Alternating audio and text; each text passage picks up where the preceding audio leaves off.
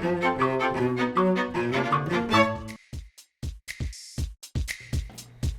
look, I'm going to encourage you in this little podcast to start avoiding the easy answers. And I'm going to tell you how to do that. You know, there's a quote that always makes me laugh. It's this: for every problem, there's an answer that's simple, straightforward, and wrong. And I think this is one of the key challenges that we face in our organizational life is we're always looking for the easy route, and the easy route is not necessarily the best route. Sometimes it is, but not always. So let's talk about that for just a bit. The way I tend to think about the easy answer is I think it's often a symptom of what I would call first idea-itis. What's first idea-itis? It's when you're wrestling with a challenge and somebody comes up with an idea and it's not too bad and it doesn't suck too badly and it's not too scary and you can probably do it and everybody goes, fantastic. Let's just run with that. So what I think this is often a symptom of first idea-itis. What do I mean by first idea-itis? I mean it's when you're in conversation and you need to come up with an idea and somebody has an idea and it's not too bad and it doesn't look too difficult and it doesn't suck overly and you think, I could probably get this done, and everybody goes, fantastic. Let's roll with that idea. And what you have here is a classic moment of action trumping insight. And so many of our organizations are so busy and we feel so overwhelmed that action will consistently trump insight, and that process of taking a little more time to think a little more deeply as to what the challenge is in front of us. So how do you start avoiding the easy answer? Well, look, I think the first thing is to make sure that you're actually tackling the real challenge. I mean, this happens all the time in our organizational life. We take the first challenge that comes along and we pursue that. And the first challenge is almost never the actual challenge. It's never actually the real challenge. So part of what you need to do straight away is forget the solution, forget the answer. Step way back and start thinking to yourself, what's the real challenge here? And let me give you the coaching question that I think can make the real difference. It's this: what's the real challenge here for you?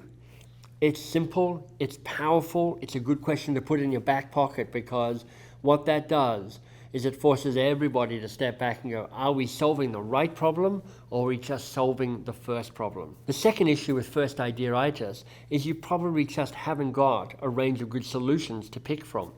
And there's some pretty compelling research that suggests that by going with the first idea, you're actually setting yourself up for failure. So I took this from Chip and Dan Heath's book called Switch. And in that they do some research about decisions made in organizations.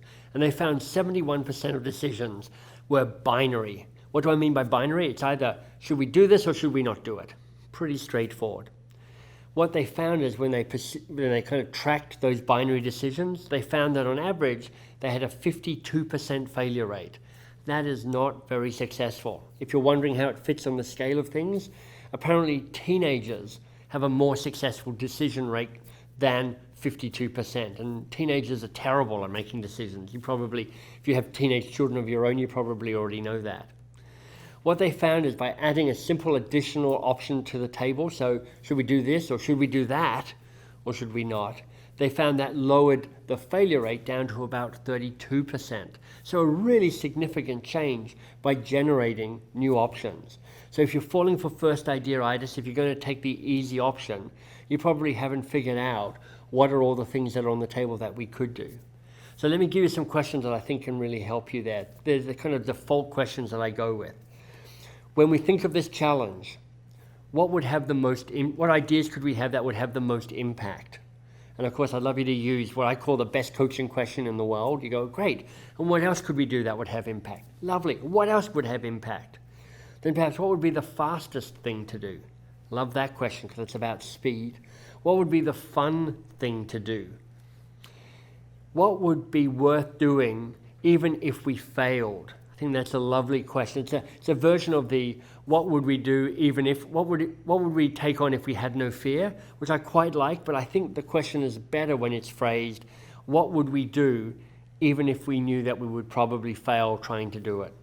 So I think there's some good questions there to generate better options so that you can then make a choice and you don't fall for the easy answer.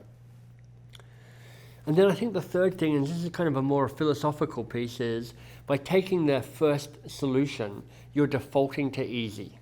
and you're thinking that easy is valuable or easy is important.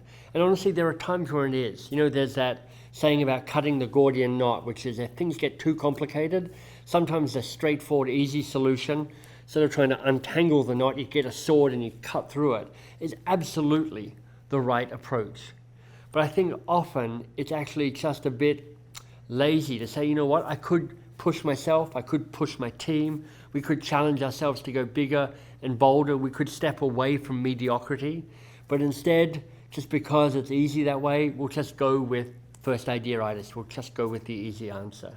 So what I'm really asking from you here is to be mindful about the choices you're making. There'll be all sorts of opportunities you'll have coming up to take the easy answer. And I'm going to say, maybe do that, but maybe not. Maybe step back, ask yourself, do we have the real challenge here? And spend a bit more time on the real challenge. Maybe if you have the real challenge, spend a bit more time generating some options. What's the fun thing to do? What would have the most impact? What's the fastest thing to do? What's worth doing even if we risk failure at it? And finally say, this is what we stand for, is to find the best solution forward, not just the easiest solution forward. I think that's the way that you and your team can get access to doing less good work and more great work.